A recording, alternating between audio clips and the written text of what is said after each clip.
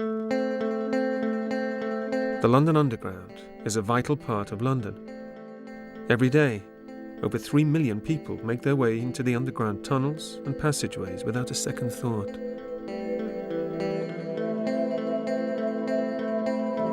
Most of them travel completely unaware of the history of their surroundings. From the early days of construction through to wartime, there have been thousands of accidental deaths and suicides. Add these to the graves, cemeteries, plague pits and church crypts that the tube's construction has disrupted over the years, and the number of potentially disturbed souls begins to add up to the thousands. This is a journey through the oldest underground network in the world. For the first time ever, men who actually work on the tube have shared their stories.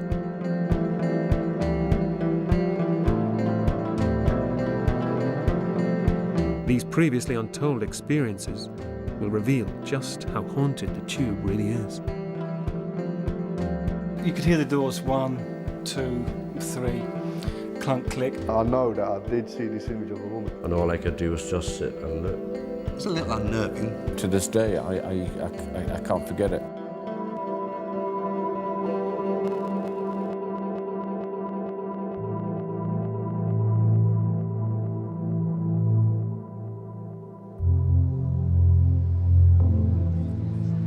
The rhythm of the tube's daily life rarely changes. Before the tube shuts for the night, commuters make their way home in various states, all desperately trying to make sure they catch the last train. Because if it left without them, they would experience a very different place than the one they're used to. The crowds would be gone, replaced by silent, empty and lonely stations and passageways. 24 hours a day, the CCTV from every station in London is monitored by a line controller based in a separate location. In the summer of 2000, the line controller noticed a man standing on a platform at Liverpool Street in central London. This was particularly unusual as it was 2 o'clock in the morning. The station was closed and there were no contractors scheduled to be there. On shift that night was Steve Coates, a station supervisor with 23 years of experience. The line controller rang Steve and asked him to investigate. I asked him if he'd like me to go and have a look. He said he would, as he'd seen somebody wearing white overalls standing in the entrance to the eastbound tunnel. I went down to the central line. I couldn't see anybody as I approached the eastbound tunnel. There was nobody there. I looked into the tunnel, I looked all around. There was nobody present. I walked through to the bottom of the escalators and used the telephone to call the line controller, and I explained to him that I'd carried out an investigation. I'd looked through into the tunnel. I couldn't see anybody there. He said, "But this guy was next to you. How could you not see him?" So I said, "Okay, I'll go back and have another look." So I walked through, I looked all around there. Again, I saw nobody. I came back to the telephone, called the line controller and said, "There honestly is nobody here. I've looked around." And he said, "But I'm telling you, I can see you on my CCTV. You were standing right next to him." I said, "Are you sure it's not just a blip on your CCTV?" And he said, "No, the guy was right next to you." And I said, "I can promise you there was nobody there." So he said, "Okay, all right, fine, thanks very much." As I turned and walked back onto the eastbound platform, to my left there was a bench, and on that bench was a white pair of paper overalls. At the time, it made a chill go down my spine. Had anybody walked out of the tunnel while I was on the telephone, I would have seen them. They would have passed the area that I was in. And I certainly did not see anybody wearing white overalls or see anybody placing any overalls on that bench.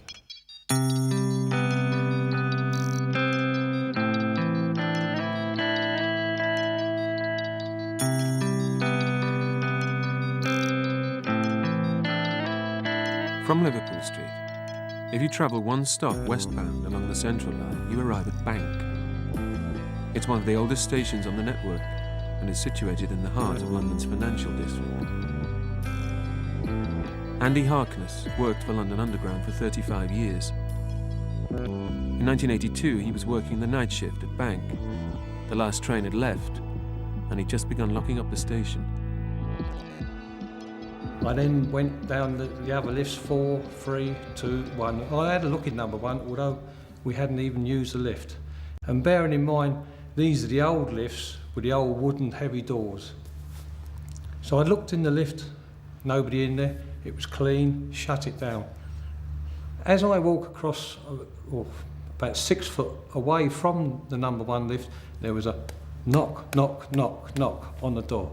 And I thought, nah, that's not true, because I've just looked in there, there's nobody there, there's nobody else in there with me, there was no wind, you know, occasionally you could hear these doors rattle, but it wasn't, it was a definite knock, knock, knock. So I thought, nah, this is not happening, so I carried on, ignore it, you know, go away, I'm saying to myself. I walk across then to where the switch room is, I open the switch room, and I wedge open the door and switch the lights off to the old just left on the emergency lights, and I've started to walk across the ticket hall. As I walk across, all of a sudden that door slams, wham, like that. And I wouldn't even look back. There was no wind, no nothing, and it scared the life out of me. And I said, no, that's not happening, like, and I nearly made a mess in my trousers, and off I went, you know. And that was the last time I was working on that side of the station, and I was glad I never went back.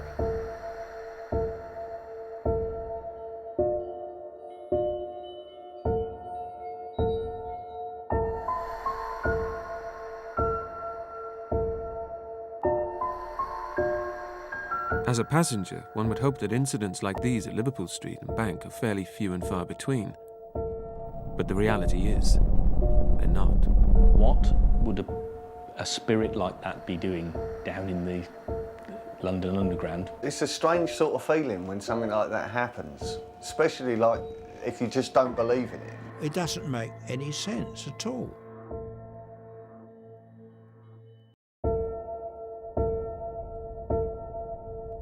Although 1 billion passengers pass through the 253 stations of the London Underground each year, there are still places where passengers never go. One such place is Kennington Loop, a section of track near Kennington Station in South London, where there have been more reported unexplainable incidents than anywhere else on the network. The loop is there to enable trains to turn around and head back north again. At Kennington, the carriages are cleared of any passengers, and the empty trains are sent into the loop, where they will often have to wait for up to 20 minutes in the 150-year-old tunnels. And while they're waiting, there is absolutely no way anybody could get on or off the train.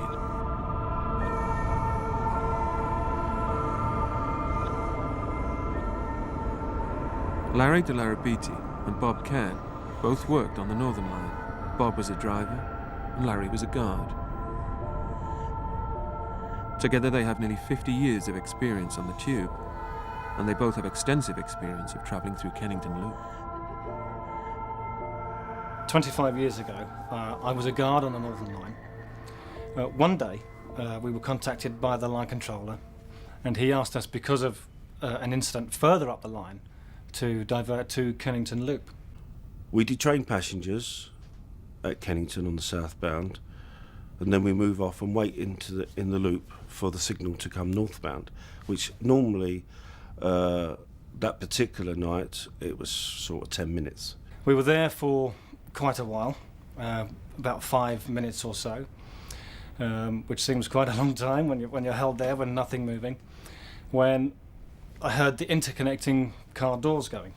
Now this is a unique, distinctive sound. Like the clunk click of the doors is unlike any other on the Underground. I heard the slamming of our communicating doors, which are the doors in the middle of the train. You could hear the doors 1, 2, 3, clunk click, again car 5, 6, 7. It got closer and closer, and I thought, well, this is strange. And so I stood up to look into the next car to expect to see my driver there, but nobody was there.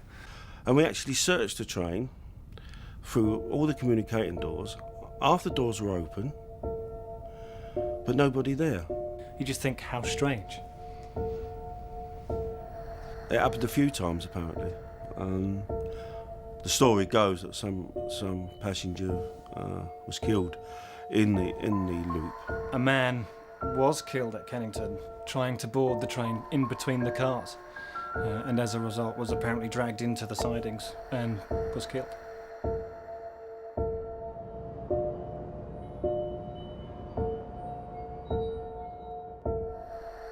221 feet below London. The unique tunnels of the London Underground put passengers in an environment that they would never usually find themselves in. Could this have anything to do with the high number of strange experiences reported? Vic Tandy is a senior lecturer at Coventry University. He's been exploring the reasons and explanations behind paranormal experiences for over 20 years. He believes he has a simple explanation as to why there are so many unexplainable experiences on the underground. Most humans can hear between 20 hertz, that's 20 cycles per second, up to about 20,000. Infrasound then starts at 20 hertz and goes down. The effects of infrasound are that they can activate the fight or flight mechanism, which makes you feel cold, it makes the hairs stand up on the back of your neck, and so the whole system gets worse and worse, and if you do nothing about it, that in itself will cause visual disturbances, and you may see grey objects in your peripheral vision. To prove his theory, Vic would first need to find significant levels of infrasound in the parts of the tube where strange experiences had taken place.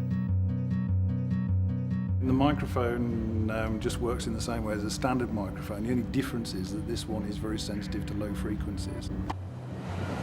The first place he went to make some recordings was on the Northern Line at Kennington Loop. This is Kennington Loop, and so this is where the trains actually come in and then they turn around and go back out again.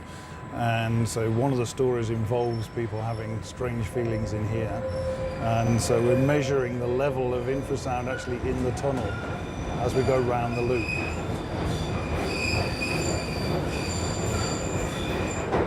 There's actually quite high levels of infrasound showing on the trace. I want to actually stop it and analyse it and get a closer look. But certainly, again, I think there's quite remarkable levels apparently. So it'd be interesting to spend a few minutes looking at it more closely. Certainly at the point at which the train was stationary, for some reason, the level of infrasound became quite high. So we were talking about 90 decibels. In fact, at one point I've measured 95 decibels. Now, if that was audible sound, that would be a disco which would be just about as loud as you could possibly stand it. You would come away from that with your ears ringing. Clearly it's not going to cause doors to bang and that sort of thing, but it might just be responsible for feelings of unease, which then other events might be more likely to sort of give a paranormal feel to.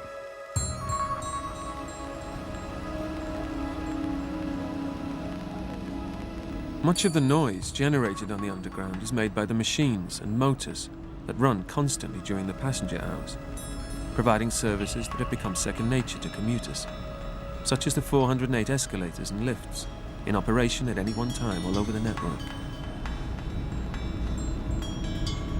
At night, when the last train has left, it's the responsibility of the station staff to ensure that these are switched off and the silent hours of the night begin. Barry Oakley was a station supervisor working the overnight shift at Hyde Park Corner in November 1978. As usual, he'd closed and emptied the station and had shut the escalator down. Having checked that he'd properly removed the breakers, a piece of equipment that stops the escalator from moving, he and his colleague then returned to the supervisor's office. Now, all the escalators were off and everything was quiet. At about 2:30, 25 to 3, there was a commotion outside in the booking hall area, the concourse area. When going out into the booking hall area, we noticed that the escalator that we'd come up on was on, which I found rather strange because, to my knowledge, once the breaker was out, there's no current to that escalator. To start an escalator up, you need to physically use a key. And around about, it must have been about 3:20 by the time we got back and all this had gone on. And while I was making this tour, I had this terrible sensation in the back of the neck that something was watching me or something was, there that I couldn't describe. And the room was really cold by now. It was just like, you could see your breath through the coldness. And I turned around, and when I turned around, I noticed my colleague was like up against the side of the table, against the wall. He'd gone white, like an off colour. I wondered if he was taken ill, if something had happened. So I immediately gone to him trying to bring him round. It took me about 5 or 10 minutes to actually get him to come round and talk to me. He said, "Did you see the face?" He reckoned someone's head had come through there and looked at the pair of us. Not long after that, he then decided he was going home, he wasn't going to stay.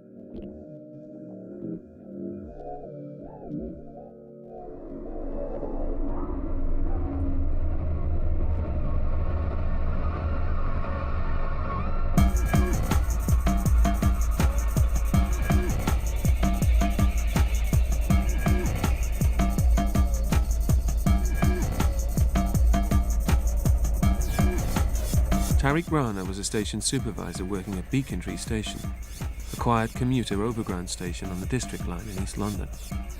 He was working a late shift one evening in the summer of 1992. He was about to go home and was finishing off some paperwork. In the office at Beacontree Station, we had a door that led onto the National Railways platform.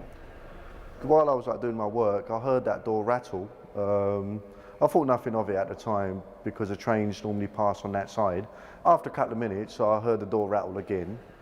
So I thought, well, I heard it rattle the first time, so there must be a train coming. And then after another couple of minutes, I heard it rattle again. And then I thought to myself, well, it's now rattled 3 times. The train, if there was one, should be coming. I got very uncomfortable with that, so I had another member of staff upstairs, so I thought I'll go upstairs and I'll chat with him.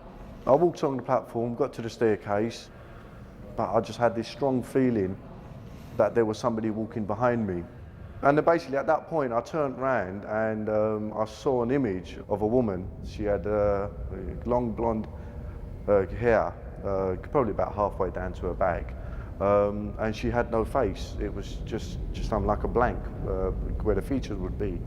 And the funny thing is, every time I tell this story, I always get goose pimples, and I've really got them now as well because I know that I did see this image of a woman.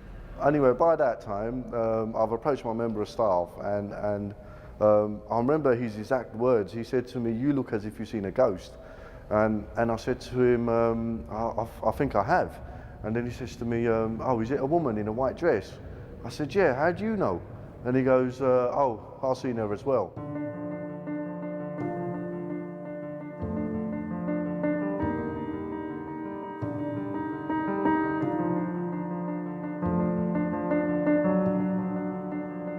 From Beacontree Station, if you travel westbound along the Green District Line, you'll eventually arrive at Embankment Station in central London near Trafalgar Square and Fleet Street. Embankment is one of London's busiest interchange stations. Over the years, many of the station staff and contractors have reported very strange feelings and unusual experiences in one of the station's disused tunnels which runs under the Thames. The tunnel is called Page's Walk. Strange noises. Some have said they've heard footsteps, others that the lights have gone out and then come back on again. You hear the doors slamming, stuff like that, and then when you walk through the tunnel, you get to a point there's changing temperature.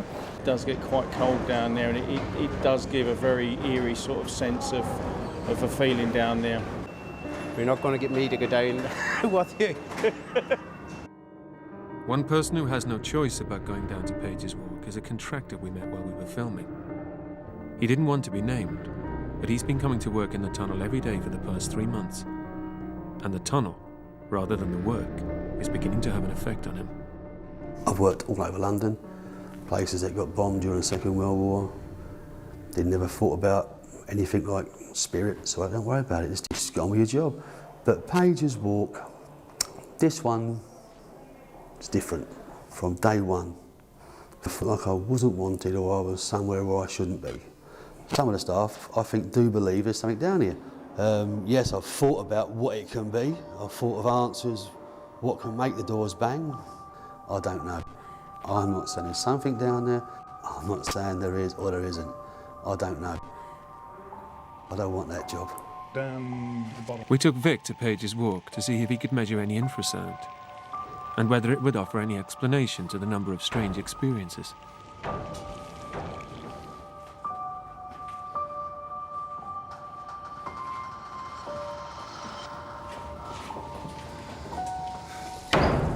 Well, the whole atmosphere of this place is incredible. There's a huge gale blowing through. The door's just closed in front of me.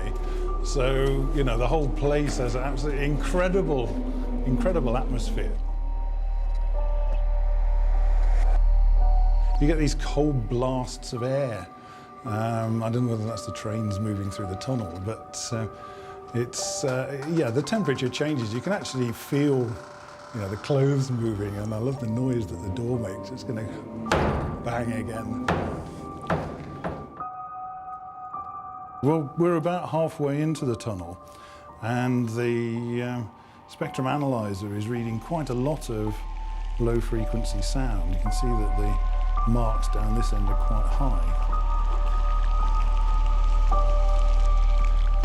It's feeling a lot colder. The whole atmosphere now is chilled. I mean, I'm not suggesting that that's abnormal. It's just changed. The start, right down in the next to the station, the temperature was about 24, so we're a good 10 degrees lower up here than we were down there. I mean, that's pretty weird because you would expect it to get warmer. But nonetheless, I think the draft is actually blowing the air up here. The piece of tape is starting to move up the tunnel, and there's quite a draft. You can actually feel the draft moving, and that coincides with the door actually being in the closed position. So the draft's now dropped, and my guess is that in a minute, when a train going in the other direction comes, it will suck the air back out again. There we go. So that's now sucking the air in the other direction, which could move the door the other way. I think this is actually a classic example of the kinds of effects that infrasound can have. You kind of feel this weird sort of presence almost.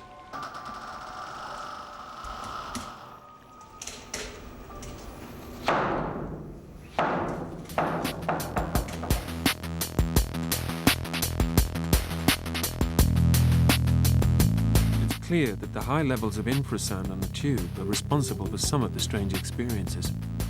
However, some experiences are not as easily explained.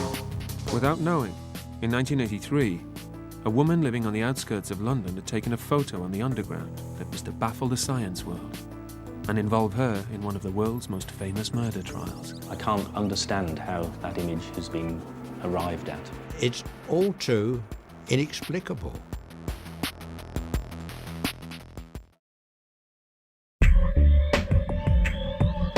The tunnels, stations and trains of the London Underground are home to unexplainable experiences each year, usually reported by the staff who work in shifts to man every station 24 hours a day, 7 days a week.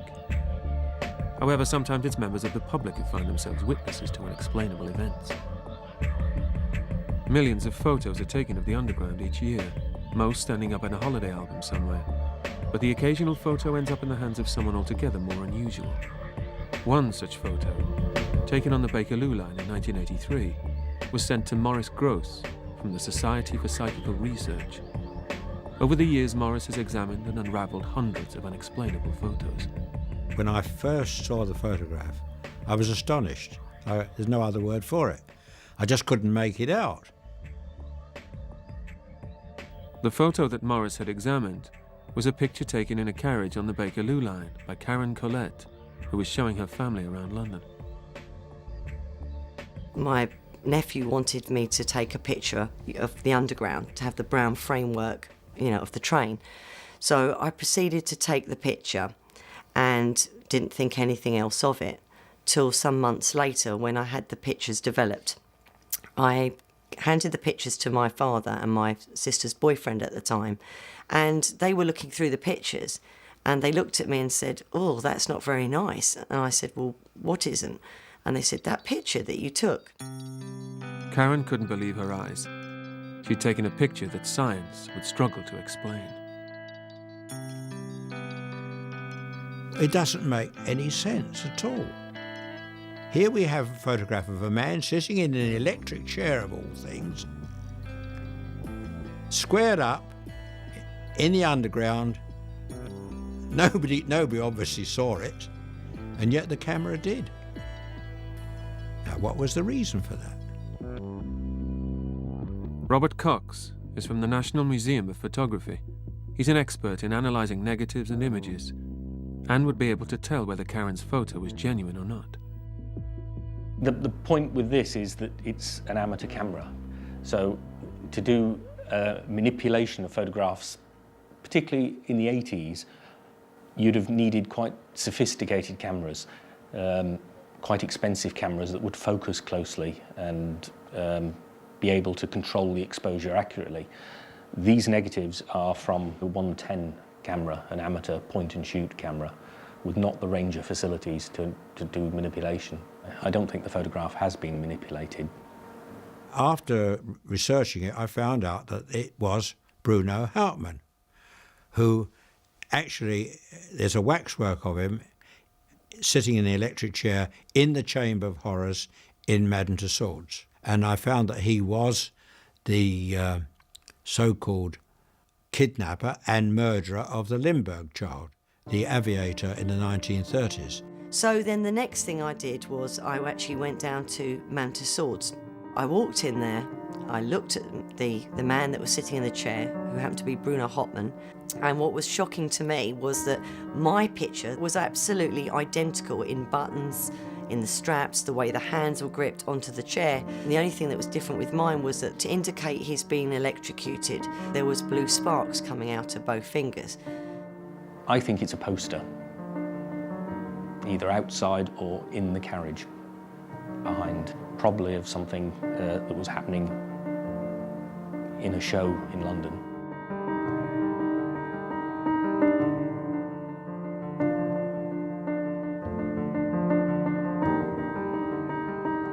A friend of mine whose mum had passed away asked me to go along to see a medium, and I sat outside while she went in and spoke to the medium. As she was about to leave, the medium came outside and said, "I have a message for you." And I looked at him and said, "But I'm not here for a reading." And he said, "It's about your photo." And he said, "Just want you to know is that the man said, I'm accused of something that I didn't do, but I did something else." And that was the end of the message. The King William Street Tunnel is one of the oldest and longest disused tunnels on the network. Abandoned in 1900, it stretches from Borough Station to the north side of London Bridge.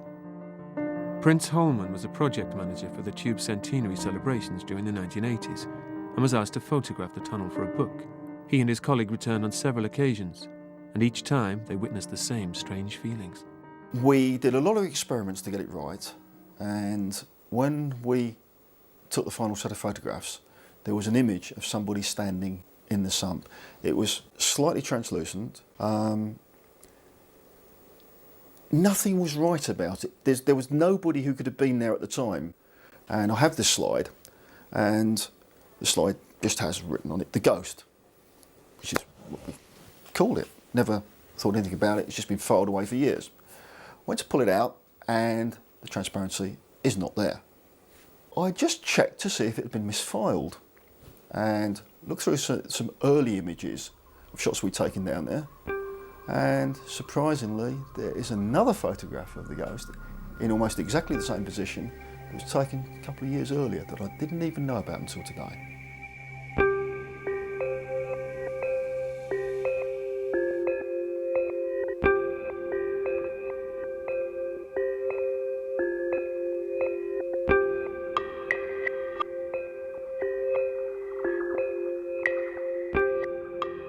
Bank Monument Station connects 6 different tube lines, making it the station with some of the longest tunnels and corridors.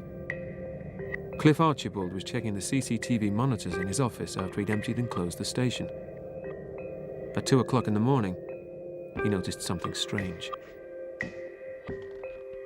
I noted what appeared to be a little old lady standing in a long corridor at a dogleg junction. So I collected a station radio so I could maintain contact with my colleague and made my way through the station. As I reached the same level that she was standing on, she looked up, looked straight at me, looked down again, turned and started walking away. I actually started running down the corridor in order to catch her.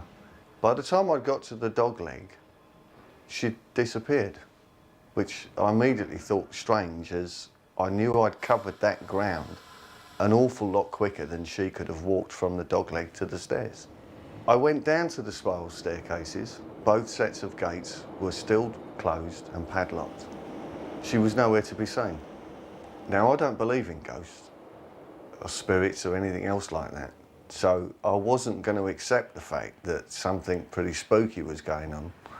So I called to my colleague in the operations room to check the CCTV cameras to find out where she could have disappeared to.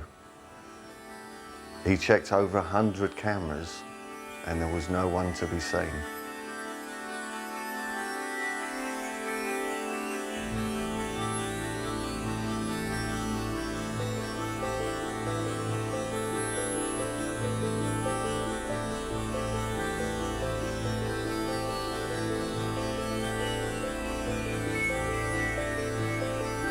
Looking back at my experience at Bank Monument on that particular evening, being the skeptic that I am, it will stay with me for the rest of my life as to why I can't come up with a logical explanation as to what happened. There are thousands of staff who work behind the scenes of the underground, keeping the network moving, clean and maintained. And nearly all of these jobs take place at night when the system is closed to the public. Some jobs are more unusual than others, such as the fluffers, who collect human hair from the tunnels, blown in from people waiting on the platforms. Paul Fisher, who now works at head office, was training to be a manager in 1984, when he was asked to walk the tunnels of the Northern Line. Part of his training was to understand the procedures for all of the different tasks at first hand. And one such job Paul was required to experience was track walking, a job that involves walking on your own along the tunnels between stations after the trains have stopped, with just a torch for light. During the walk, I think I was between Oval and Stockwell stations, I came across this clearing, bigger piece of tunnel, and there was a guy working there. And what struck me was that he had one of these old oil-type, gassy tilly lamps, he used to call them. And I remember thinking that I'm sure these have been done away with. Safety reasons, I guess, and everybody had battery torches nowadays. So I said to this guy, I remember he looked old to me then, he's probably my age now. I said, I'm surprised you got one of those old lamps.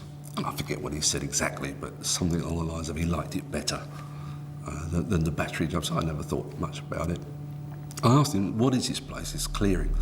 He said, oh, this is South Island Places. And I forget what he explained, what he did. And that was it, really. A quick chat, and I continued walking down the tunnel to the next station, which was Stockwell, and that was where the end of my track walk was.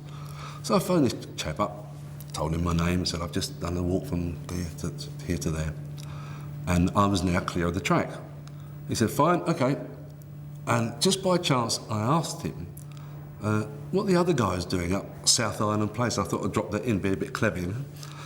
And he said, what other guy? Oh, I just spoke to a guy up at South Island Place, he called it. He said, I haven't got anybody booked in my logs tonight to be working there. I said, well, there is somebody working there. I just spoke to him. If you're sure that you saw somebody down there, we certainly don't have anybody booked in for that piece of track. We'll have to search the tunnel. So as tunnel search had to go ahead. So I've gone back into the tunnel and he's come the other way. And after about 20 minutes, we've met in the middle.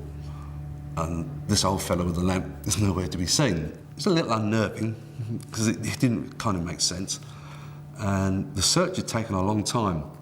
And as a result of that, the first trains had to be held up, which is not a popular thing to do.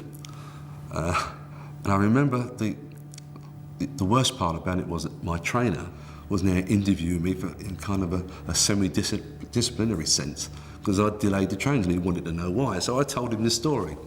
And I remember he gave me a very old-fashioned look. He said, you know about South Island Place and the ghost stories, do you? So I said, no, and I'm sure he didn't believe me. And this was getting worse by the minute. And he said that there was a myth about some old guy had been hit by a train and killed. donkeys years ago, I've no idea when. And there was supposed to be a ghost down there. Said he gave me a very sideways look, and I'm sure he thought I was winding him up. So I kept stum ever since.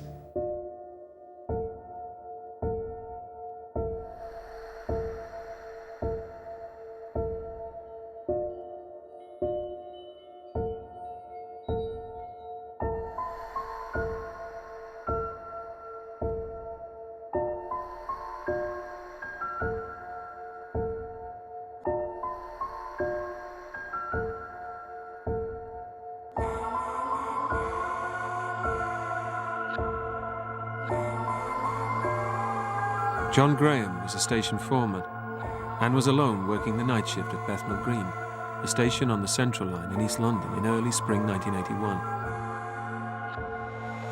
As normal, up to the last train, everything, staff went home and everything, and I just secured the station and just went back to the office and started doing some paperwork because all the staff had gone home. Put some of the station lights off. And all of a sudden, I was just sitting there and heard a sound of children crying at first. And I dismissed it as nothing, really. And then all of a sudden, it seemed to get sort of loud. And then all of a sudden, there was voices of women and people screaming and loud noises, a combination of everything. It built up to quite a frightening situation, really.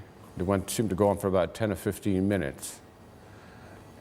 And it was just like as people were panicking, to the point I left the office and I went up to the top of the booking hall and remained, majority of the time I was frightened to go back to the office because of the noise down there. It was quite frightening, actually. Well, I even when I go through Bethnal Green to this day, I can't forget it, you know. It's frightening, really, actually.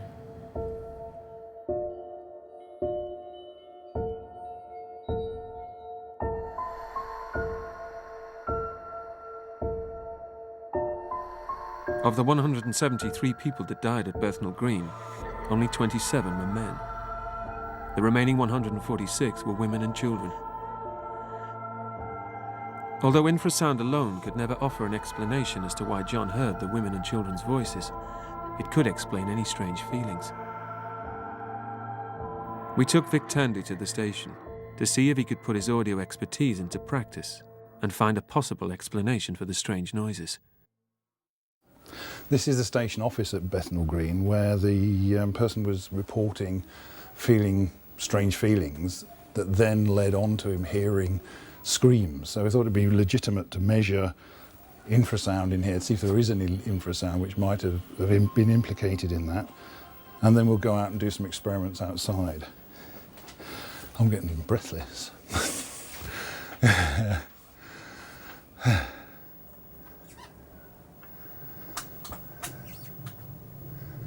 Yeah, I don't know why I'm getting breathless.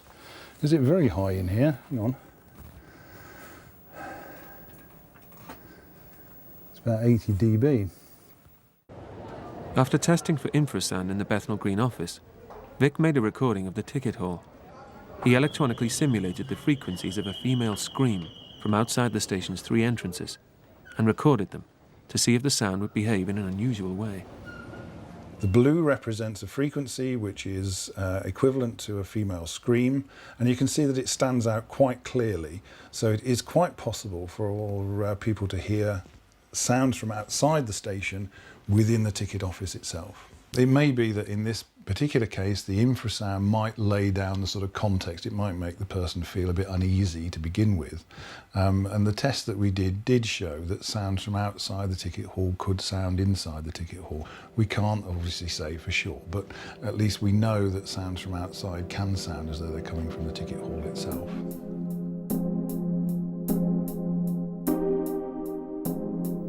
The idea of ghosts keeping station staff company and travelling with everyday commuters is not a new one. In fact, there are dozens of stories that circulate around the network and staff. Rumours such as the Bakerloo Line passenger. When sitting on the Bakerloo Line, travelling northbound, apparently you can sometimes see the reflection of someone sitting in the seat next to you, even though the seat is actually empty. The dead body train is widely reported to have run in earlier parts of the last century. The tunnel, which is now bricked up, is believed to have run from London Hospital to Whitechapel. The train carried nothing but dead passengers to the station. Anne Naylor was murdered in the 18th century. Her screams are reported to be heard on the platforms of Farringdon Station. People have nicknamed her the Screaming Spectre. Despite any rumours, one thing is for sure. As the underground expands, more graves are being disturbed, and with it, the number of unexplainable experiences is increasing. The hairs were sticking up straight on both arms, and I could feel it on my neck. It was like a tingling, like static electricity.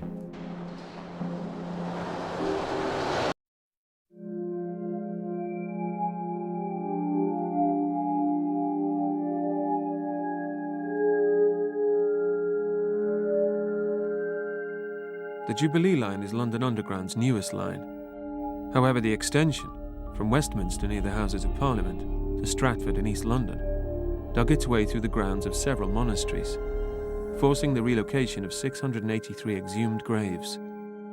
It's reported that sightings of monks have increased in this part of the network ever since. Just like every other line, the entire 45 miles of the Jubilee line is checked each night on foot by track-walking patrolmen, walking the lengths of the tunnels on their own.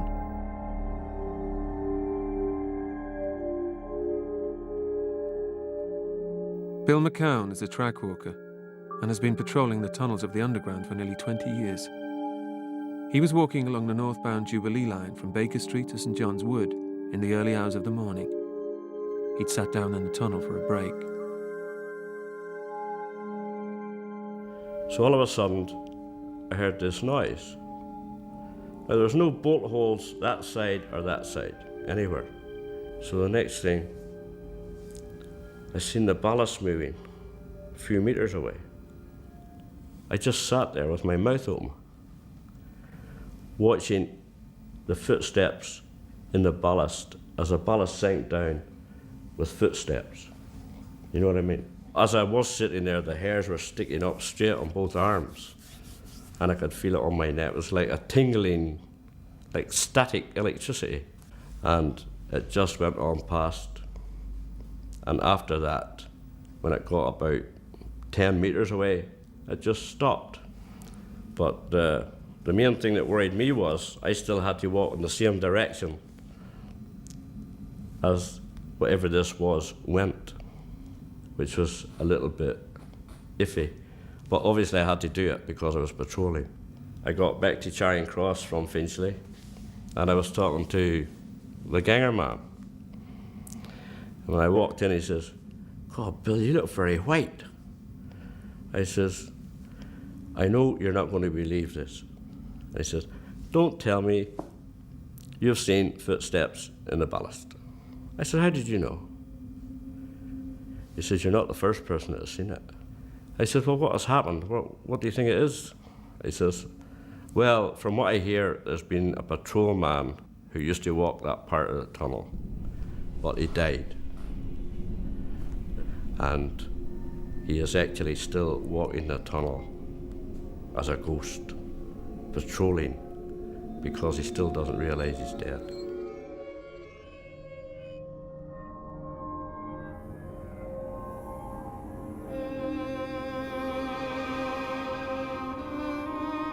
Reports of ghosts on the underground are apparently becoming more frequent.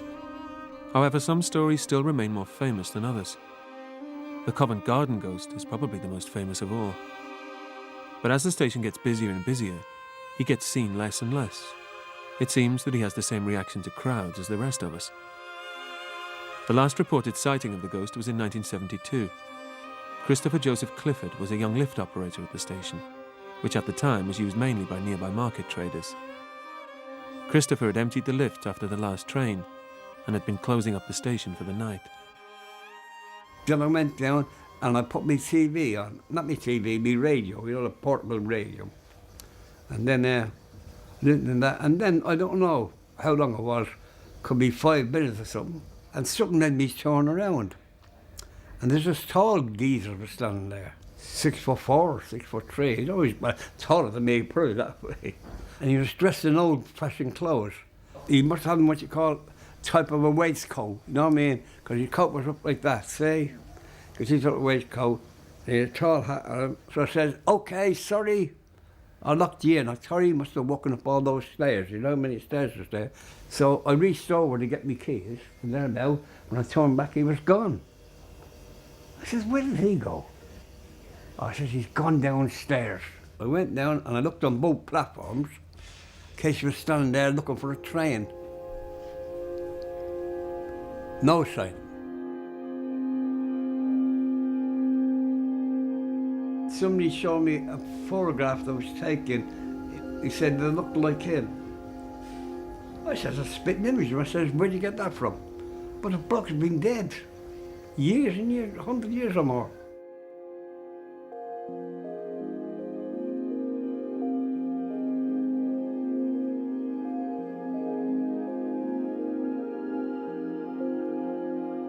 It never crosses most people's minds to descend 150 feet underneath London to the tunnels, corridors and stations of the London Underground.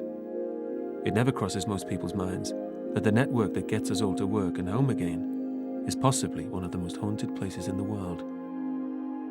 Passengers can become over-familiar with their surroundings, which may be a mistake. In 1860, a Dr. Cumming announced that the forthcoming end of the world would be hastened by the construction of underground railways, burrowing into infernal regions and thereby disturbing the devil. So next time you're on a crowded tube, you may take comfort from the fact that you're not on your own. And if you aren't on your own, will you ever be absolutely sure that the person sitting opposite you isn't a ghost?